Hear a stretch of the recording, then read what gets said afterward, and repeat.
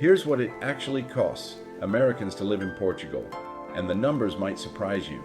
Portugal has quickly become a top choice for Americans looking to move abroad. This honest cost of living guide will help you calculate what it truly takes financially to build a digital nomad life in Europe. You'll get real monthly budget breakdowns, visa insights, lifestyle realities, and the costly mistakes Americans often overlook. Points also discussed by Travel Plus, Leisure, Lonely Planet, and the Sunday Times Travel. Don't miss the final section where we share the honest, comfortable monthly budget for living well in Portugal. It starts with a plane ticket and a question: what if Portugal is the fresh start you've been looking for? For so many Americans, the idea begins with safety. Portugal consistently ranks as one of the safest countries in the world, and you feel it the moment you arrive. Walking home after dinner without that edge of tension, riding public transit with ease, letting your guard down in a way you may not have in years. Then there's the coastline. From the golden cliffs of the Algarve to the dramatic Atlantic waves crashing against rugged rock formations. The beauty here doesn't feel manufactured, it feels timeless. Weekend beach walks become routine. Sunsets become events. Life slows down just enough to notice it. And unlike many European destinations, English is widely spoken. Ordering coffee, setting up utilities, even handling paperwork feels manageable, not overwhelming. That small comfort makes a big difference when you're building a new life abroad. Healthcare is another quiet advantage. Portugal offers high-quality public and private healthcare at a fraction of typical US costs, and the system is both modern and accessible. Add in the mild climate, warm summers, gentle winters, and plenty of sunshine, and daily life simply feels lighter. Geographically, you're also perfectly positioned. A short flight can take you to Paris, Rome, or Barcelona for the weekend. Living in Portugal means living with Europe at your doorstep. Keep watching, because here's what most YouTube videos won't tell you. Portugal isn't cheap everywhere anymore. Before you fall in love with the dream, let's talk about the real numbers. Housing is the biggest expense, and where most Americans miscalculate. In Lisbon, a one-bedroom in the city center runs about $1,300 to $1,800. Step outside the center and you're looking at $900 to $1,200. Porto comes in slightly lower, around $900 to $1,300. In the Algarve, outside the resort zones, you can still find places between $800 and $1,200. But here's why most Americans overpay in Portugal. They book short-term furnished rentals at tourist pricing. Airbnb feels easy, but long-term contracts are drastically cheaper. Local Facebook groups often beat listing platforms. And wait until you see what $1,000 gets you outside Lisbon. Sometimes a renovated apartment with a balcony and space to breathe. Food is more reasonable. Groceries for one person average $250 to $400 per month. Fresh seafood is surprisingly affordable, and good wine costs just $3 to $5 a bottle. Dining out, a casual meal runs $10 to $15, while a mid-range dinner sits around $25 to $35. In some ways, groceries are cheaper than the US, but restaurants are creeping up. Healthcare is where Portugal quietly beats America. With both public and private options, many expats choose private insurance at $50 to $150 per month. A private doctor visit typically costs $40 to $70. Utilities add another layer. Electricity ranges from $80 to $150. Internet $30 to $50. Mobile plans $15 to $25. Energy can spike in winter. Older buildings lack insulation. And most Americans don't factor in heating.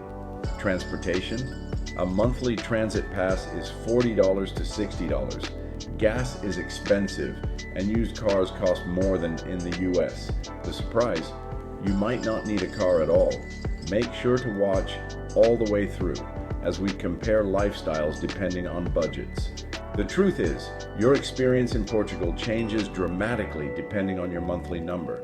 At $1,800 a month, you're likely choosing a smaller city or a town outside the main hubs.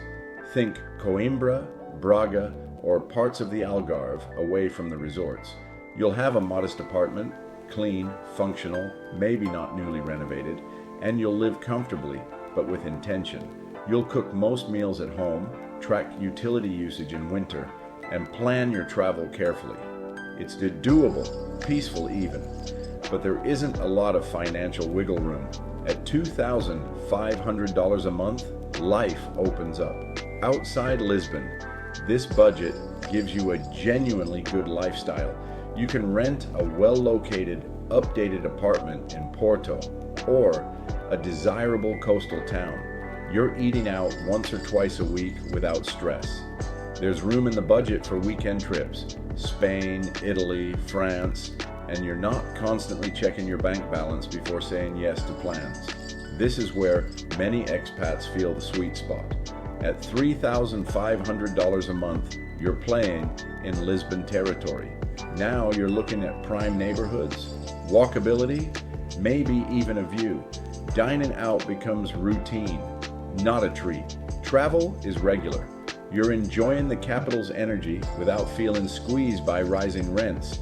Now, here's where things get interesting. The gap between surviving and thriving in Portugal isn't massive, but it is strategic. The city you choose and the lifestyle expectations you bring will determine whether Portugal feels like a compromise or the upgrade you were hoping for. You'll want to know what the hidden costs are in living in Portugal. Trust me, no one talks about this part when they're filming sunset B-roll on a Portuguese balcony. The hidden costs don't show up in those dreamy relocation videos, but they're real and they matter. First, taxes. If you become a resident, you may be subject to Portuguese income tax, and depending on your situation, US tax obligations still follow you. Navigating dual systems, residency rules, and changing tax programs can require professional help. That's an expense many people don't budget for. Then there are visa fees, application costs, document translations, apostilles, travel to consulate appointments. It adds up. Even after approval, residency cards and renewals come with additional fees over time. And then comes bureaucracy, not just in money, but in time. Opening bank accounts, scheduling immigration appointments, registering for healthcare, setting up utilities. You may take days off work just to wait in offices or track paperwork. Time is a hidden currency here. Rental deposits are another surprise. It's common for landlords to ask for 2 to 3 months up front, sometimes more if you don't have Portuguese income. That means several $1,000s tied up immediately, on top of your first month's rent. And if the apartment is unfurnished, which many long-term rentals are, you'll need to budget for furniture, kitchen basics, linens, even light fixtures. Those initial setup costs can quietly reach a few $1,000s. This is the part that surprises most Americans. Portugal can absolutely be worth it, but the upfront phase is heavier than expected. If you plan for the hidden costs instead of ignoring them, the transition feels strategic rather than stressful. What we reveal as the real comfortable budget for Portuguese living might just surprise you. So what's the real number? The one that actually lets you breathe. In 2026, for a single American to live comfortably in Portugal, not scraping by and not stressing every month, you're realistically looking at $2,200 to $2,600 per month outside Lisbon. That budget gives you a solid apartment in a good neighborhood, regular dinners out, room for travel, private health insurance, and a little cushion for the unexpected. In Lisbon, that comfortable number rises to about $3,000 to $3,500 per month. That's where you can enjoy a central location, walkability, dining without guilt, and the full capital city experience without feeling financially stretched. But here's the part no one explains. You don't move to Portugal to save thousands every month. You move for lifestyle efficiency. You're paying for walkable cities where you don't need a car. You're paying for public healthcare access and affordable private options. You're paying for safer streets and peace of mind. You're paying for a slower pace that doesn't revolve entirely around work. And you're buying proximity to 25 plus EU countries, where a short flight can turn an ordinary weekend into a memory in Rome, Paris, or Barcelona. Portugal may not be the cheapest country anymore, but it might be the most balanced. It's the balance between cost and quality, between ambition and ease, between earning well and living well. And for many Americans, that balance, not rock bottom prices, is what makes Portugal worth it. Now that you know the real numbers, would you trade square footage in America for quality of life in Portugal? If your answer is yes, take a look at the resources in the description and begin your move with clarity and confidence.